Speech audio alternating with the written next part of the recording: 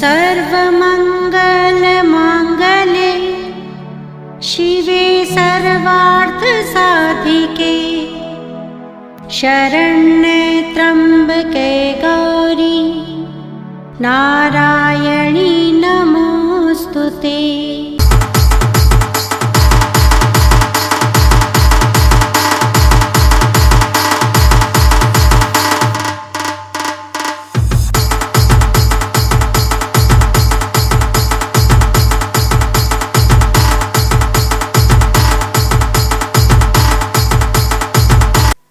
आइए ना, अम्बे माँ की दर मुरादें मिलती हैं।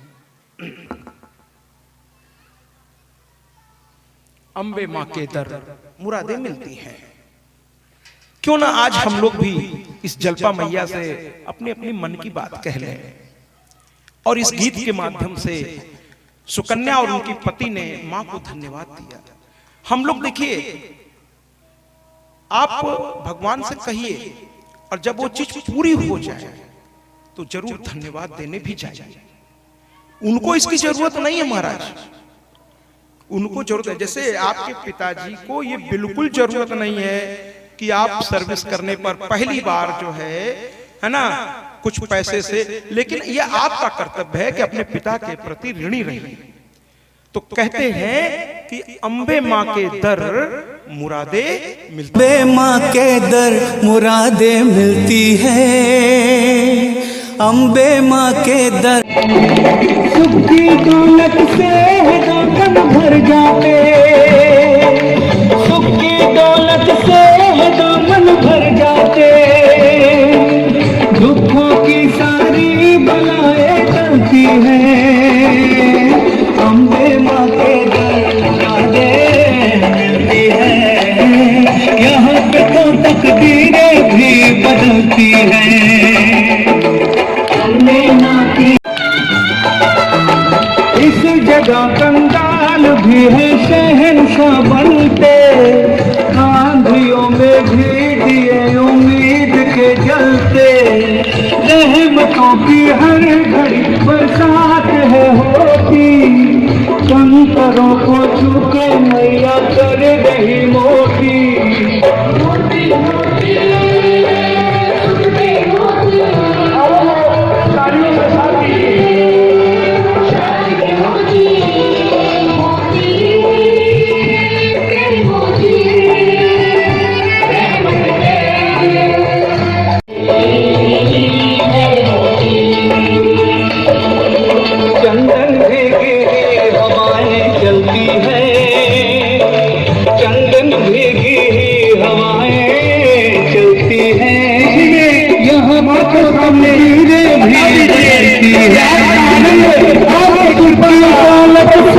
दामन भर जाते, दुखों की सारी बलाएं चलती हैं।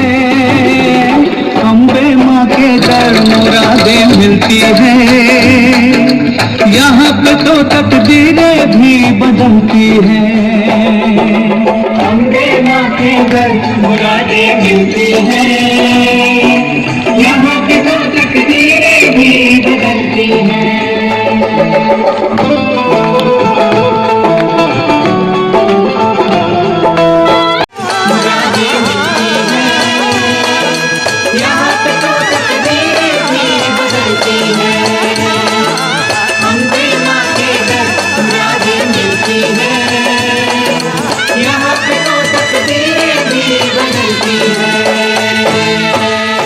जयकारा शेरा वालिदा बोल साचे दरबार की। भैया एक बात कहे, हम साक्त हैं, शक्ति के उपासक हैं, हमारे में ऊर्जा की कमी कब से होने लगी? जयकारा ऐसा हो कि मैया को दरवाजा खोल के बाहर आना पड़े। अरे मेरे बच्चे यहाँ बैठे हैं क्या? सुना दीजिए आज मैया को, जोर से जय बोलिए। माँ दरवाजा खोल के बाहर आ जाए देखने, अरे हमारे बच्चे यहाँ हैं क्या? जैसे देवताओं ने कल आवाज दी थी शुंभ निशुंभ के समय, तो माँ को बाहर आना पड़ा गुफा से। और फिर क्या हुआ वो आपको पता ही है। कल कथा में मैंने बहुत विस्तार से सारी बातें बताई थी। कल बहुत प्यारी प्यारी कथा है और आज भी अभी होंगी।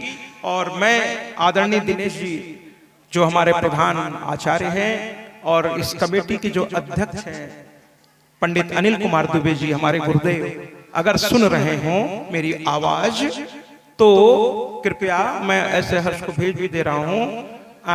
देखिए आप दोनों से तो आज मैं निवेदन ही नहीं पूरे अधिकार से कहूंगा कि आज की आरती आप दोनों ही करें, आप दोनों ही करें, आप दोनों ही करें। लेकिन आपको चूंकि बनारस जाना है यानी कि वाराणसी जाना है, ठीक है, तो मैं आप लाइव देख लीजिएगा घर पे आराम से जाके। सभी माताएं, अधिकतर माताएं आरती लेकर आई हैं और जब आरती का समय होता है सब खड़ी हो जाती हैं और एक साथ चारों तरफ आरती ही आरती जल जाती है बड़ा। और यहाँ वैदिक आचार्य सब खड़े हो जाते हैं एक साथ, करीब 20-25 ब्राह्मण और वेद मंत्रों से फिर माँ की आरती गायन की वजह से, और बड़ा ही भव्य दिव्य आरती होता है। कुछ देर के लिए एक अजीब सा बड़ा ही एक आनंददायक माहौल हो जाता है। चलिए शुरू करते हैं अगली कथा। इस आनंददायक आरती को मैं अमित जी को रिकॉर्ड करके आज का, ऐसे तो लाइव चलेगा ही, देख लेंगे, मैं फिर भी इनके पर्सनल व्हाट्सएप पे भी डाल दूंगा। बहुत भव्य आरती होगी क्योंकि कथा में बैठने का पूर्ण लाभ आरती के साथ है, तो वो मैं जब तक आप वाराणसी पहुंचेंगे मैं कोशिश करूंगा वो आरती आप तक पहुंच जाए। तो आइए कथा आगे बढ़ाते हैं। अगला जो है फिर से एक व्यक्तित्व। आज तक हरिश्चंद्र की कथा आपने जब सुनी होगी तो विश्वामित्र आपको विलेन नजर आएंगे। अगर हरिश्चंद्र की कथा वहां से सुनाई जाए जहां से आप लोगों ने सुनी है या पढ़ी है, तो विश्वामित्र को आप पता नहीं क्यों निगेटिव लेके चले जाएंगे और आपको अजीब सा लगेगा कि दान दक्षिणा ऐसे कोई लेता है। लेकिन अगर इस कहानी को इनके पिता से शुरू किया जाए, इनके पिता त्रिशंकु, और फिर हरिश्चंद्र की उस कहानी को उठाई जाए जो हिस्सा आपने सुना ही नहीं है।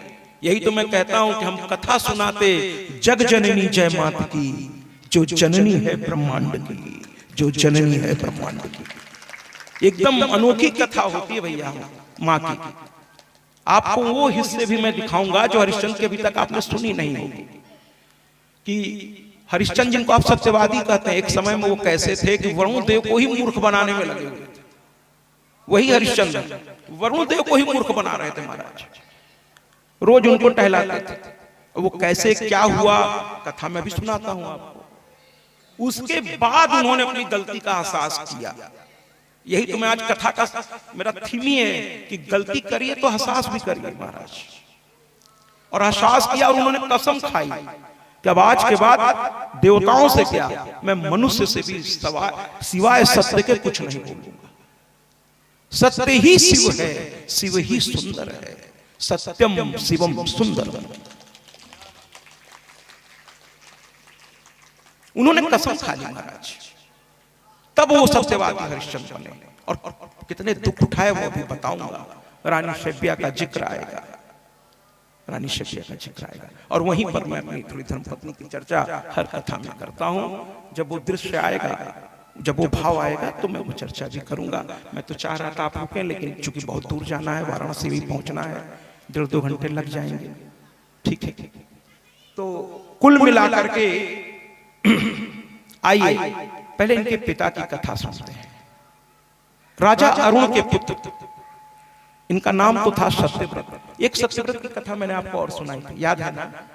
मूर्ख पैदा हुआ था लेकिन मां का भक्त था, मां ने उसे फिर से विद्वान बनाया। लेकिन ये सत्यव्रत थोड़ा मनमानी करता था महाराज, उदंड किस्म का था। एक योग्य पिता का अयोग्य पुत्र था, एक योग्य पिता का अयोग्य, मनमानी। देखिए रामचरितमानस देखिए, 2 वीर हैं, लेकिन एक केवल वीर है और एक महावीर है। रावण भी उस समय का बहुत बड़ा वीर भी था। और मैं कहूंगा, बड़े आराम से कहूंगा कि रावण को आप निगेटिव समझते हैं महाराज। रावण वो था कि लड़कियां उससे विवाह करने के लिए व्रत रखती थी, आप सुन के चौंक जाएंगे, क्योंकि वो विद्वान था। उसने जो शिव स्तोत्र पढ़ा कि आज बड़े बड़े लोग उसको पढ़ते हैं महाराज, उसने खुद रचा, इतना विद्वान था। लेकिन भैया वो विद्वान था, ध्यान से सुनिएगा, लेकिन हमारे हनुमान जी विद्यावान थे, विद्वान नहीं, विद्यावान। कैसे? दोनों में अंतर क्या है? विद्वान पढ़ता बहुत है, जानता भी बहुत है, लेकिन उसे अपने चरित्र में नहीं उतारता। पढ़ता है, जानता है, समझता है, लेकिन चरित्र में, व्यवहार में नहीं उतारता। वो तो हो गया महाराज विद्वान। लेकिन जो पढ़ता भी है, समझता भी है, सुनता भी है, सहता भी है, और सब कुछ गढ़ गढ़ के अपने चरित्र में रात दिन जो उतारता रहता है, वो होता है विद्यावान। इसलिए हनुमान जी को कहा गया विद्यावान गुणी अति चातुर, राम काज करिबै को आतुर। विद्यावान जिसके चरित्र में ही अलग बात होती है महाराज, जिसके व्यवहार में एक अलग बात होती है। रावण विद्वान था लेकिन विद्यावान नहीं था, इसीलिए उसका विनाश हो गया, है ना। दोनों में एक और अंतर था। रावण बिना पूछे काम करने का आदी था, और हनुमान जी बिना पूछे काम करने का तो छोड़ दीजिए, जब तक बड़ों का आशीर्वाद साथ में न हो, बड़ों का आदेश साथ में न हो, वो हिलते भी नहीं थे महाराज। तभी तो सुंदरकांड के बारे में मैंने कहा था कि सारे कांड को बाबा तुलसी ने सुंदरकांड नहीं कहा। जहां भगवान पैदा हुए, बाबा तुलसी जैसा विद्वान जिस पर रिसर्च आज हो रहा है महाराज, मुझे तो बड़ा भाग्यशाली हूं कि मैं अमवा गांव राजापुर के पास भी कथा करके आया हूं, और वहां के पुजारी बाबा ने कहा है कि अब की तुलसी जयंती में आपको ही आना होगा। हमने कहा आऊंगा। फिलहाल अगला मेरा पड़ाव गुजरात है, बनासकांठा दिशा के पास, और चैत्र नवरात्र में मेरी कथा वहां है, और इत्तेफाक से वाराणसी से ही सारी व्यवस्था मुझे जाने की गई है, तो उस पर चर्चा घर पे अमित जी से होगी मेरी। और वहाँ के लोग इतने आदरणीय हैं कि उन्होंने अभी से होर्डिंग बोर्डिंग टांग टांग कर लोगों को बताना शुरू कर दिया है। यहाँ की जितनी कथा है वो वहाँ के बहुत बड़े उद्योगपति हैं, सुंदरलाल ठक्कर 84 साल के वयोवृद्ध हैं, और वहाँ वो लोग गौशाला चलाते हैं, और मतलब बहुत बड़े लोग हैं वो लोग, उनके भाव बड़े अच्छे हैं, मतलब इतनी अच्छी व्यवस्था होती है। फिर भी व्हाट्सएप पर मेरे उन्होंने वहां की तस्वीर भेज के मुझसे पूछते हैं महाराज जी कोई कमी हो तो बता दीजिए, अभी से ठीक कर लेंगे हम लोग। और सबसे घूम घूम के कह रहे हैं, है ना, अहमदाबाद से लेके दिशा तक में बड़े बड़े होर्डिंग्स लगा दिए गए हैं महाराज, माँ की कथा के, माँ की कथा के, कि श्रीमद् देवी भागवत महापुराण अब की नवरात्र में होगा। और पूरा उन्होंने 1-2 मंजिली पूरी एक होटल ही बुक कर ली महाराज, और वहां 10,000 आदमी की बैठने की व्यवस्था है वहां पर, 10,000 आदमी की। बड़े भक्त हैं वहां के लोग, बड़े भक्त हैं। और मैं तो जहां जहां कथा करता हूं, या जहां मैं तो कह रहा हूं कि लोग पता नहीं, जब से मैं आया हूं कहता हूं, लोग कहते हैं नहीं साहब यहाँ के लोग, मैं तो कहता हूं यहाँ के लोग बहुत अच्छे हैं, बहुत अच्छे हैं। मैं तो जिस दिन से आया हूं, शुरू के 1-2 दिन जिस दिन कथा यहाँ नहीं हुई है, मैंने आयोजक के घर भोजन किया है, उसके बाद से आयोजक परेशान है, मुझे कोई उधर पकड़ के ले जाता है, कोई उधर पकड़ के ले जाता है। यहाँ के लोग तो बहुत भक्त, कौन कहता है यहाँ अच्छे लोग नहीं है, यहाँ तो ऐसे ऐसे लोग हैं। एक ऐसे परिवार में मैं गया जो बहुत संपन्न तो नहीं है ना, उस दिन उन्होंने सिर्फ नाश्ता कर लिया। बाद में जब मैं भोजन कर रहा था तो मैंने कहा आप लोग भी खाओ, तो कहने लगे नहीं महाराज हम लोगों ने खा लिया। हमने कहा क्या खाया है, हमारे सामने तो आपने खाया नहीं, पर जहां तक मैं आपके भाव को देख रहा हूं कि बिना मुझे खिलाए आप खाओगे नहीं, तो आप क्यों ऐसा बोल रहे हो। कि नहीं महाराज वो शाम को चाय के साथ थोड़ा नाश्ता हम लोगों ने कर लिया, कोई भगवान उनको कमी नहीं दी है, थोड़ा उनकी मतलब बहुत सी चीजें नहीं बताई जा सकती। लेकिन हमने कहा तो फिर भोजन, कहे आपने कर लिया, हम लोग तृप्त हो गए, हमने हमारे आंख से आंसू आ गए। हमने कहा पहले पता होता तो मैं भोजन लेकिन कोई कमी नहीं है उनके पास, ऐसा नहीं है, कोई कमी नहीं है, बस परिस्थितियां हैं साहब, कभी कभी हालात ऐसे हो जाते हैं कि इंसान कुछ अलग ही दिखने लगता है, कुछ अलग ही दिखने लगता है, जबकि वास्तव में वो ऐसा होता नहीं है। परिस्थितियां मजबूर करती हैं, और कभी कभी इस हद तक मजबूर करती हैं कि आदमी घुटने टेक के बैठ जाता है। वक्त का हर सही गुलाम, वक्त का हर सही गुलाम। लेकिन भाव देखिए, भाव अभी भी मैं कथा करके जाता हूँ, चाय उन्हीं के घर से, वह कोई कितना भी मुझे चाय पिला दे, लेकिन कहते हैं महाराज जी काली मिर्च और अदरक वाली चाय तो मैं ही आपको पिला सकता हूँ। हमने कहा मेरे गला के आप रक्षा है महाराज, कि किसी की सुनता ही नहीं था, किसी की सुनता ही नहीं था।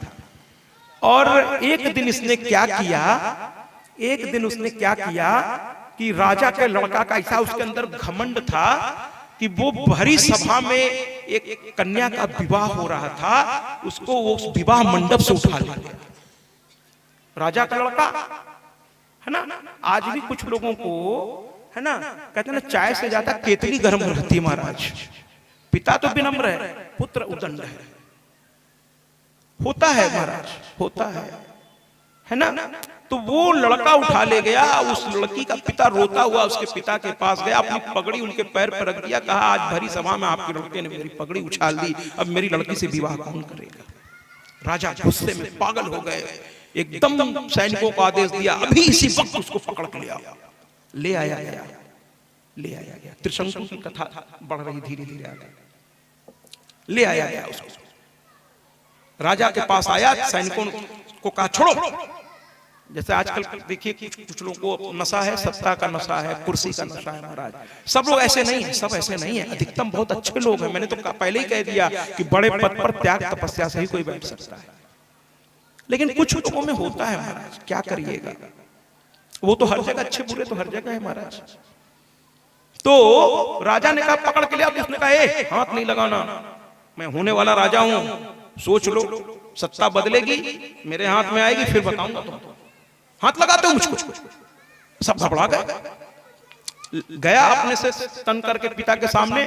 पिता ने देखते ही बस एक लाइन कहा, मेरी नजरों से हमेशा के लिए ओझल हो जाओ, और मेरी राज्य की सीमा जहां तक है वहां अगर तुम दिख गए तो सेना को आदेश दिया इसे जान से मार देना, जान से मार देना, मेरे सामने से हट जाओ। वो बेचारा क्या करे, चुपचाप। और गुरु वशिष्ठ वहीं बैठे थे। अयोध्या की ये कथा है महाराज, वही अयोध्या जहां राजा राम हुए थे। गुरु वशिष्ठ वहीं बैठे, इसने गुरु वशिष्ठ की ओर देखा कि यही उकसाए होंगे, ज्यादा धर्म यही करते रहते हैं हम गुरु लोग।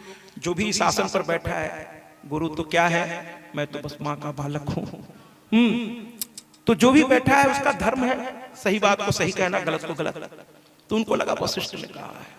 उसी समय से वशिष्ठ से वो चिढ़ गया और वो चला गया महाराज, जंगल में चला गया, वहां रहने लगा। और एक दिन उसे इतनी तकलीफ हो रही थी, भाई राजा का लड़का एकाएक जंगल में चला जाए महाराज, तो उसे तकलीफ कितनी होगी जरा इसका अनुमान लगा लीजिए। और एक दिन उसने कहा कि अब मुझे जीना नहीं, मन भर गया उसका। कभी कभी दुख जो है ना इंसान को तोड़ के धर दे। कितना सहोगे आप, एक सीमा है। यहां से कहना बड़ा आसान है, अरे ठीक है समय है कट जाएगा, आसान है, लेकिन जिस पर बीतती है महाराज। देखिए आपके पिताजी 1 साल से आईसीयू में, आप पूरा परिवार बहुत आदरणीय है कि आप लोग हिम्मत नहीं हारे महाराज, है ना। रात दिन सेवा कर रहे हैं, 1.5 महीने छुट्टी लेकर के आप रहे। लेकिन सरकारी नौकरी में छुट्टियों की क्या मजबूरियां होती हैं, आपको कैसे बताएं। ये जरूर यहाँ बैठे, लेकिन इनका दिल मैं जानता हूँ कहाँ है। इनकी धर्मपत्नी रात दिन, क्योंकि मतलब पाइप से उनको खाना से लेकर सब कुछ हो रहा है। चूंकि खुद सिस्टर भी डॉक्टर हैं, बहनोई भी हैं, इसलिए फिलहाल चल रहा है महाराज। लेकिन छटपटा तो रहे, लेकिन ऑफिस की जिम्मेदारियां हैं, कुर्सी की अपनी जिम्मेदारी है, तो वो तो करना है महाराज। लेकिन हमें पता है कि जैसे ही समय पाते होंगे बस दौड़ा देते होंगे गाड़ी इलाहाबाद की, प्रयागराज की। और बनारस प्रयाग इतना नजदीक भी नहीं है महाराज, लेकिन अब जाना है तो जाना है। तो यहां पर आज इसने कह दिया कि पता नहीं कैसे इसके अंदर भक्ति पैदा होने लगी। और ये भक्ति कैसे पैदा हुई जरा ये भी सुनिए। अकाल पड़ा हुआ था, सब भूख से मर रहे थे, तो विश्वामित्र जी तपस्या करने गए हुए थे। त्रिशंकु की कथा धीरे धीरे आपके सामने आएगी।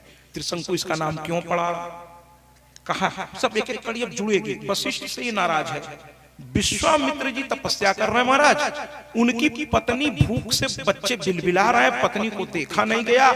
3 बच्चे थे विश्वामित्र के, उनमें से बड़े को उसने कहा कि नहीं ये हम लोगों को मुखाग्नि देगा, इसलिए उसको तो नहीं, छोटा वाला मेरा बहुत लाडला है, तो मझले बच्चे को बेच देते। उस जमाने में बेचे जाते थे, मनुष्य दास होते थे, दास दासियां खरीदे बेचे जाते थे। तो कहने लगे कि हम इनको बेच देंगे। तो अंत में एक बीच के बच्चे को गले में रस्सी बांधी और उसको बेचने के लिए निकल पड़ी। तब तक इसका नजर पड़ गई, जब तक अच्छा काम नहीं करेंगे, आपके अंदर अच्छे विचार पूरी शक्ति के साथ सामने नहीं आएंगे महाराज। ये माँ का भक्त बना तो कैसे बना, माँ का भक्त बना तो कैसे बना, वो कथा मैं अभी आपको सुना लेता हूँ। इसके बाद जरा सा छोटी सी एक आरती करा के आपको थोड़ा, मैं तो उठ नहीं पाऊंगा, लेकिन मैं मेरे ही शरीर का एक टुकड़ा चाहेगा अपने अंकल को छोड़ने, है ना, और आचार्य लोग, लेकिन बस इस कथा को थोड़ी सी मतलब एक जगह पे पहुंचा दो। तो कहने का तात्पर्य है कि इसने देखा कि एक माँ अपने बेटे को, और बेटा रो रहा है, माँ भी रो रही है। देखिए माँ तो माँ होती है, वो भी रो रही है, लड़का भी रो रहा है। लोग पूछा क्या कर रही हो मैया, ये तुम्हारा कौन है, क्या हमारा बेटा है, कि इसके गले में रस्सी बांध के क्यों खींच रही हो। कहने लगे क्या करें, सब मर जाए उससे अच्छा है एक चला जाए, लेकिन बाकी के 3 तो बचे महाराज। कभी कभी सिचुएशन ऐसी भी होती है, क्या क्या एक माँ का कलेजा ऐसा कर सकता है, नहीं कर सकता, लेकिन 3 बच्चे अंत में मर जाएंगे तो उससे अच्छा है कि कम से कम 2 तो जिंदा रहे। तो क्या इसको मारने जा रही हो, क्या नहीं मारने तो नहीं जा रहे हैं, इसको बेचने जा रहे हैं, और उससे जो पैसा आएगा हम जिंदा रखेंगे। क्या आपके पति कहें वो तपस्या करने गए विश्वामित्र मुनि। कहने लगा देखिए मैं इस राजा का पुत्र हूं, मुझे फिलहाल राज्य से निष्कासन है, मैं बाहर रहता हूं कुटिया बना के जंगल में, आपकी जिम्मेदारी आज से मेरी, मैं कहीं से कुछ भी करूंगा आपको भूखे नहीं सोने दूंगा, आपके बच्चों को ये मैं आपसे वादा करता हूं, भले मैं भूखा रह जाऊं लेकिन आपको भूखा रहने नहीं दूंगा।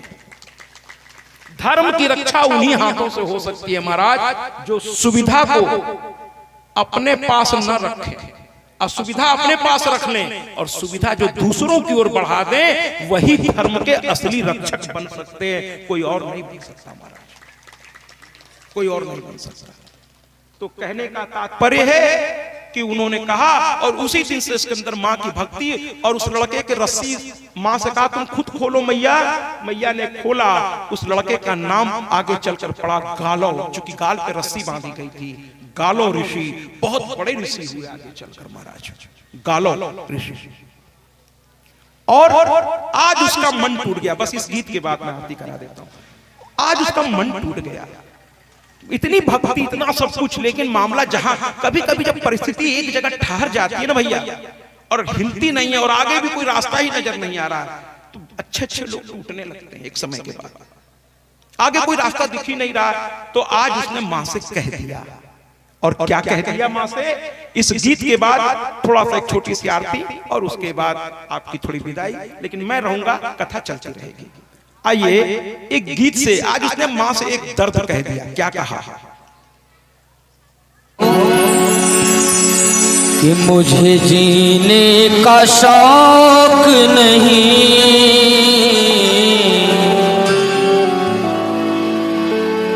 मुझे जीने का शौक नहीं, जीता हूँ दर्श पाने को,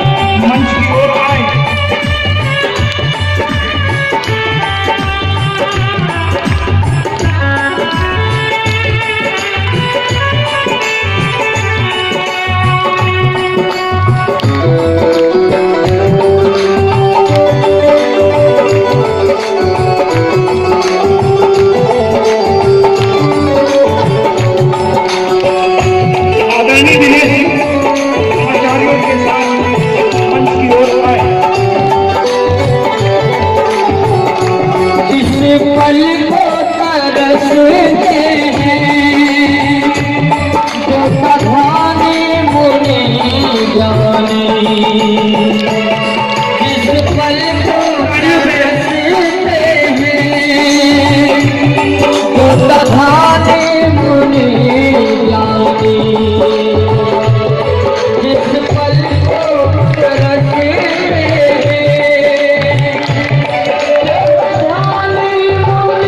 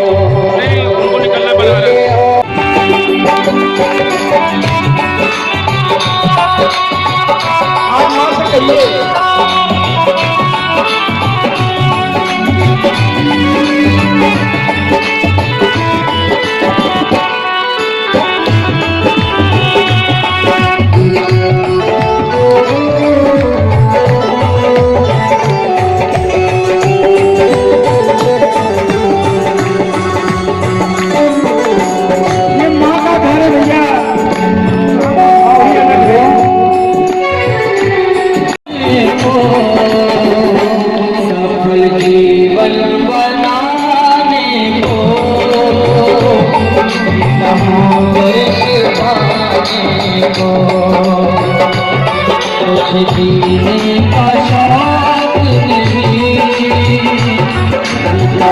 दर्श पाने को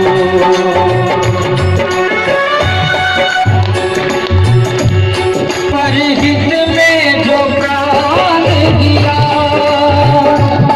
सफल जीवन हुआ उसका परहित में जो प्राण दिया सफल जीवन हुआ उसका नारी बताने को दर्श पाने कुछ जीने का शौक नहीं